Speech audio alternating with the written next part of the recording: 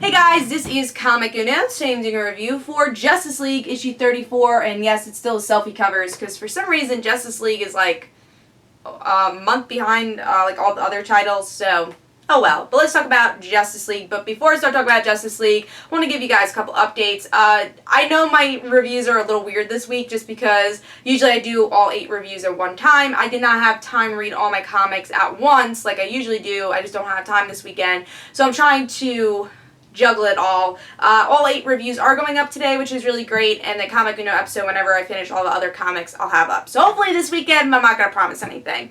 But let's talk about Justice League, issue 34. Really cool cover. I like the selfie cover. I think it's cool. We get to see all the... We even see... Yeah, it's just Flash over here. Flash is making funny faces. We get to see really the whole Justice League, so that's great. Except Lex Luthor. Oh yeah, well, Lex Luthor's right there. Whole Justice League. So, let's see what's going on with the story, though. So with this issue, we get to see a lot of different characters have stories here. You know, Captain Cold trying to figure out, is he a hero, is he a villain, how he dreams of stealing money, but now being a good person, but at the same time wanting to backstab the Justice League. That's why he's here. He's trying to make the biggest score of his life, so he's not really a hero. Lex Luthor, he's trying to be a hero, but he also wants to backstab people. I think that what this issue should have been called is Backstab, because everyone wants to backstab somebody. Even the Justice League is like, oh, we're just like kind of keeping Lex Luthor just to like see what he's doing here. Lex Luthor's like, I'm only keeping them and I'm teaming up with Owlman, and Captain Cold wants to screw over Lex Luthor because he just wants to help his team. So everyone wants to screw somebody over here. So that's what the moral of the issue is. And also, Power Ring we get to see a little bit of, and her try to control the ring. And Flash is like, you know what, I'll try to help you get rid of this ring. He's like, no, I don't want to get rid of it. I want to control it. And he's like, you know what, yeah, sure, I'll help you with that.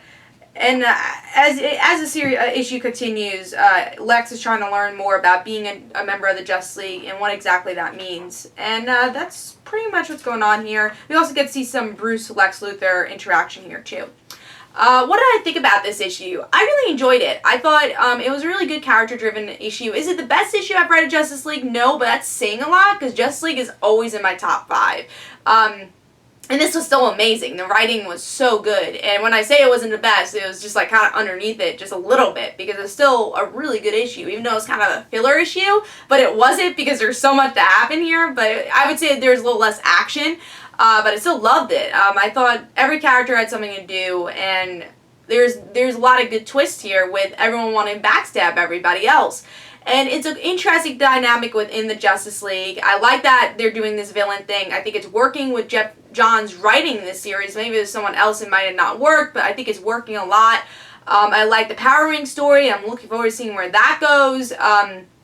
Really, I think my favorite scene had to be, though, with Wonder Woman and Lex Luthor, where Lex wants to just help people with money. He's like, well, I can get everybody food here, and that's what matters. And Wonder Woman's like, no, that's not what matters. You want to help the innocent.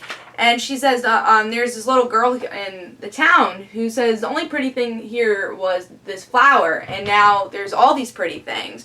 And Lex Luthor takes the flower and gives this girl a hug.